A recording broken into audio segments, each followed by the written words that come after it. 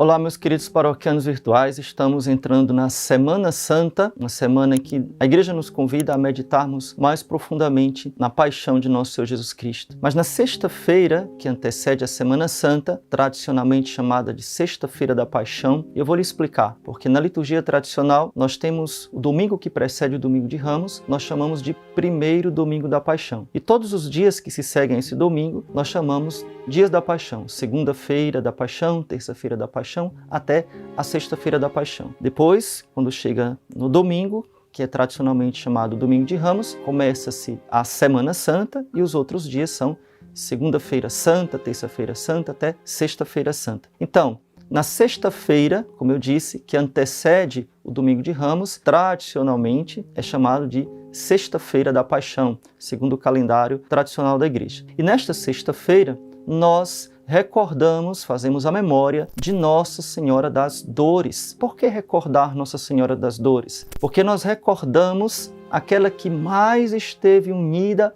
à paixão de nosso Senhor Jesus Cristo. Uma união mais perfeita do que todos nós, porque ela era a mãe de nosso Senhor Jesus Cristo. Era aquela que estava mais unida a Jesus, que mais o amava. Maria Santíssima amava nosso Senhor em 3 níveis. Primeiro nível, o nível natural. Ela o amava como mãe, como qualquer mãe ama o seu filho. Amava de modo perfeito, porque ela não tinha pecado. Então, de modo natural e perfeito, ela amava Jesus como seu filho. Também ela tinha um amor de virtude. Por quê? Porque nós amamos as pessoas virtuosas. Você já percebeu que aquelas pessoas que nos atraem, quem admiramos, são pessoas virtuosas. Nós queremos estar próximos a pessoas virtuosas. Então, quem mais virtuoso, quem mais santo do que nosso Senhor Jesus Cristo? Então, o segundo nível de amor de Maria por Jesus era o amor pela virtude. E o terceiro nível é o amor de adoração. Jesus era Deus, Maria sabia que Jesus era Deus, então amava-o como Deus. Então, nessa união de amor, Maria foi quem mais participou da paixão de Cristo. E hoje eu vou falar para vocês sobre as 7 dores de Nossa Senhora que nós meditamos nesse dia e que também convidamos os fiéis, convidamos vocês, cada um de nós, a Igreja nos convida a meditarmos sobre essas dores, que não começam com a paixão de Cristo. Na verdade, a dor, a entrega de Maria começa muito antes. Começa, e essa é a primeira dor, com uma profecia de Simeão. Quando Maria leva, junto com José, o menino Jesus ao templo e encontra o sacerdote Simeão, que pega o menino Jesus nos braços e profere aquela profecia: uma espada de dor transpassará a tua alma. Maria, por revelação divina, já sabia que seu filho ia se oferecer em oblação para a redenção do mundo. Mas, segundo a revelação de alguns santos, segundo o parecer de vários santos, naquele momento, Maria Santíssima teve uma consciência mais profunda. Naquele momento foi um momento de profunda dor, pois ela, a partir daquele instante, esperava a morte do seu filho, esperava o sacrifício do seu filho. Teve uma consciência mais plena daquilo que iria acontecer com o seu filho. Portanto, nós dizemos que o martírio, a oferta, o sofrimento de Nossa Senhora não começa naqueles 3 dias, Quinta-feira Santa, Sexta-feira Santa, 2 dias da Paixão. O sacrifício de Maria começa 33 anos antes. A partir daquela primeira dor, Maria começa a sofrer e oferecer o seu filho Jesus. Ela sabia que aquela hora iria chegar e ela estava oferecendo-o a nós. Santo Afonso Maria de Ligório vai dizer que naquele momento até os anjos se assustaram com o tamanho da dor de Maria. E ele também nos ensina que nós devemos invocar Nossa Senhora para que seja nos revelado o nosso defeito dominante. Todos nós possuímos vários defeitos, somos pecadores, mas possuímos inclinações para o mal e algumas mais fortes do que as outras. E às vezes, e isso é perigoso,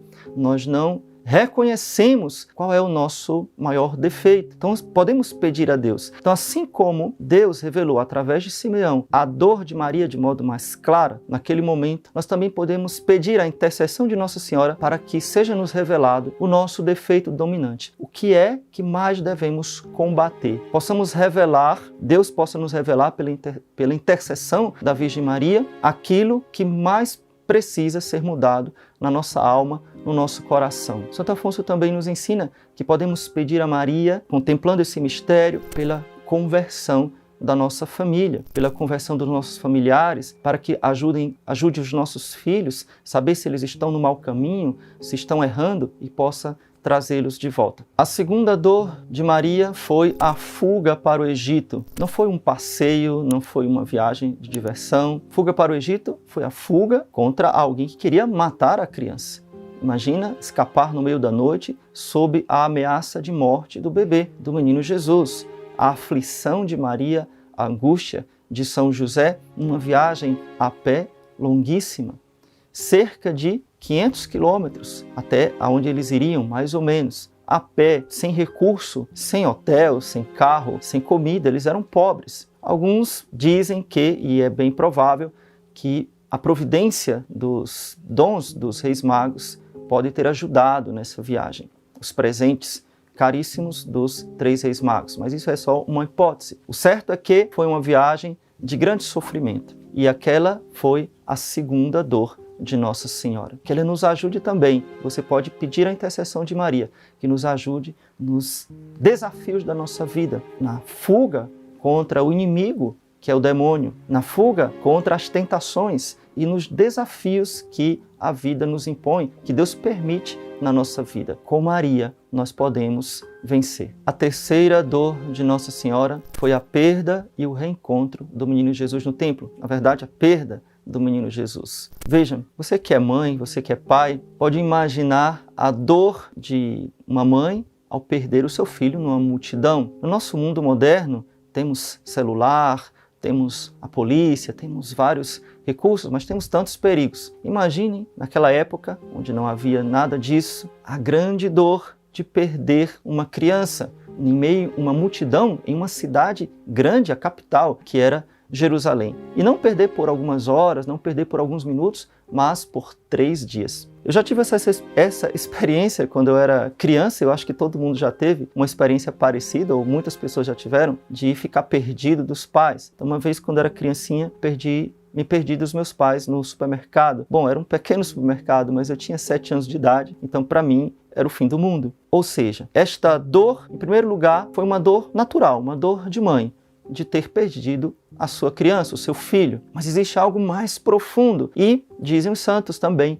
que essa foi uma das mais cruéis dores que Nossa Senhora sofreu. Por quê? Porque se todas as outras dores foram dores causadas pela aflição a Jesus, aquela dor específica, a dor de perder o menino Jesus, se referia a uma suposta ou talvez provável, ou não sei que palavra posso usar, negligência dos pais. Então, Maria se sentia, e de fato era, profundamente responsável por Jesus. Como pôde perdê-lo? Então as mães começam a se angustiar, começam a se culpar, começam a questionar, melhor dizendo, por que perdi o meu filho? Então, esta dor de Maria foi, em certo modo, uma dor cruel, porque foi a dor de se sentir responsável por ter faltado, talvez, com a sua responsabilidade. Isso aqui é algo que nós podemos supor. Obviamente não conhecemos o coração de Maria. Mas existe outro fato muito místico, muito espiritual também. Maria perdeu a visão beatífica,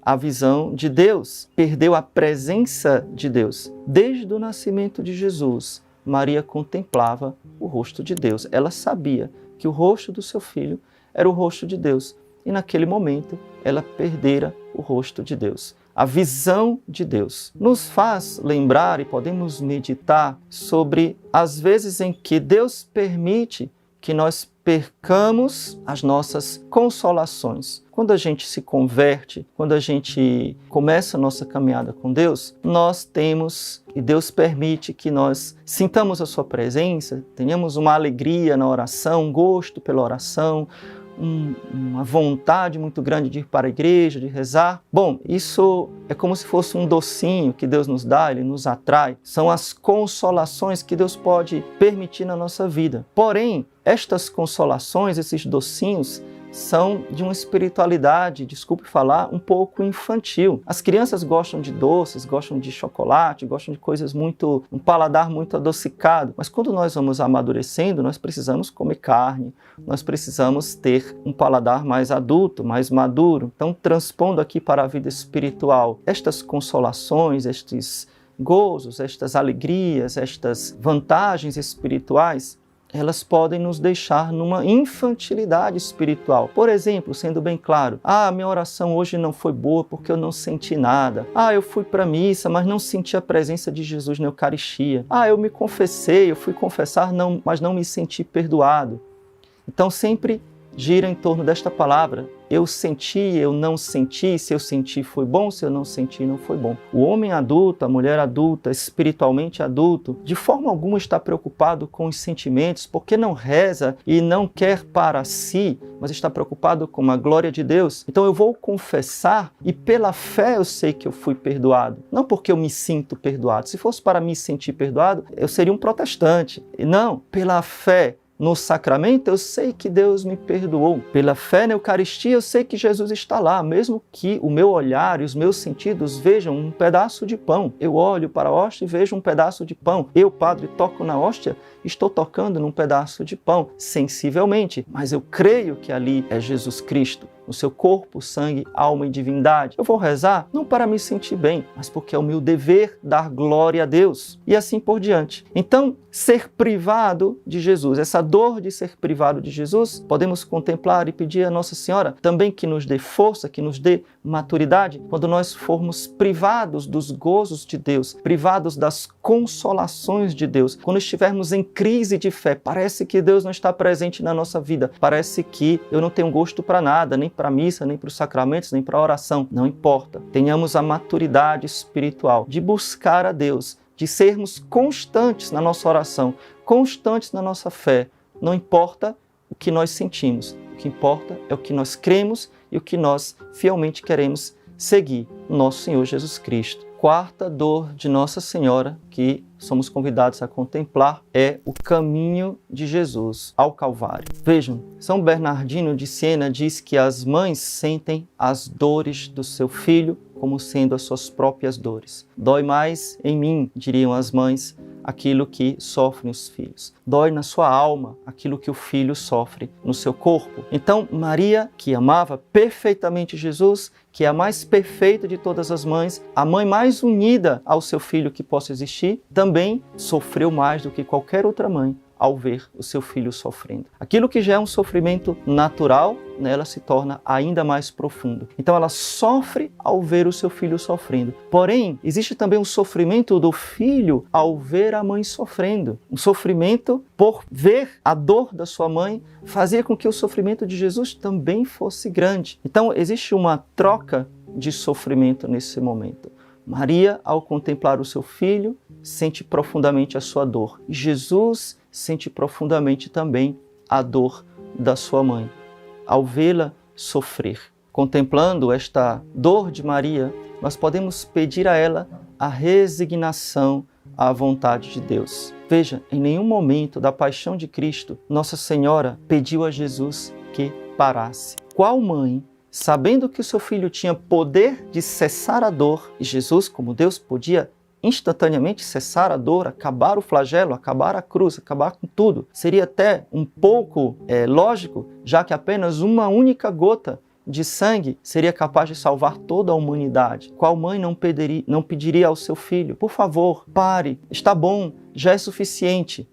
Em nenhum momento Maria pediu a Jesus que cessasse a sua dor. Maria ia se unindo e se submetendo à vontade de Deus. Podemos pedir então a Nossa Senhora das Dores, contemplando esta dor, a nossa resignação à vontade divina, principalmente nos momentos de adversidade. Pedir a Nossa Senhora para sermos obedientes a Deus e fiéis a Deus nos momentos de cruz, nos momentos de provação na nossa vida, seja uma dor física, seja uma dor moral, seja uma dor espiritual, uma grande provação que todos nós passamos por momentos de cruz, pedir a Nossa Senhora que nos ajude a sermos resignados, a sermos submissos à vontade divina. A quinta dor de Nossa Senhora foi a morte de Jesus na cruz. Como dissemos já várias vezes, Nossa Senhora amava Jesus mais que todas as criaturas. Amava-o de modo perfeitamente, amava-o de modo profundíssimo,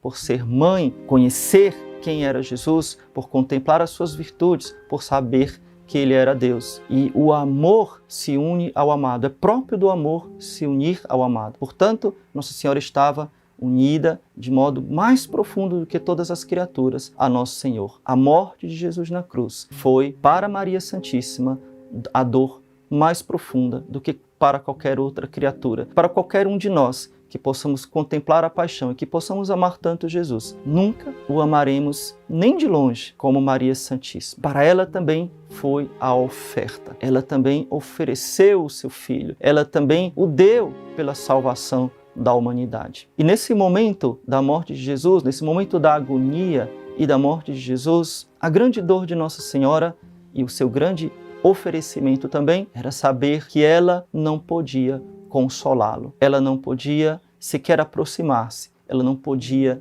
aliviar a sua dor, porque era necessário, era a vontade de Deus que Jesus fosse totalmente desolado. Era a vontade de Deus que o Filho sofresse na sua paixão profundamente também a perda dessa consolação da presença divina na sua alma humana. Então, Maria Santíssima não poderia ser o consolo de Jesus. E ela sabia disso. Ela sabia que não poderia consolá-lo. E isso a fazia sofrer ainda de modo mais profundo. A sexta dor de Nossa Senhora foi receber o corpo de Jesus em seus braços, como aquela imagem bem famosa que nós temos da Pietà, Maria com o corpo de Jesus nos seus braços, contemplando o seu filho morto. Aquela é a realidade. Maria Santíssima que, durante toda a sua vida, amou e contemplou o rosto de Deus no seu filho Jesus, agora vê e toca e abraça o seu filho chagado, ensanguentado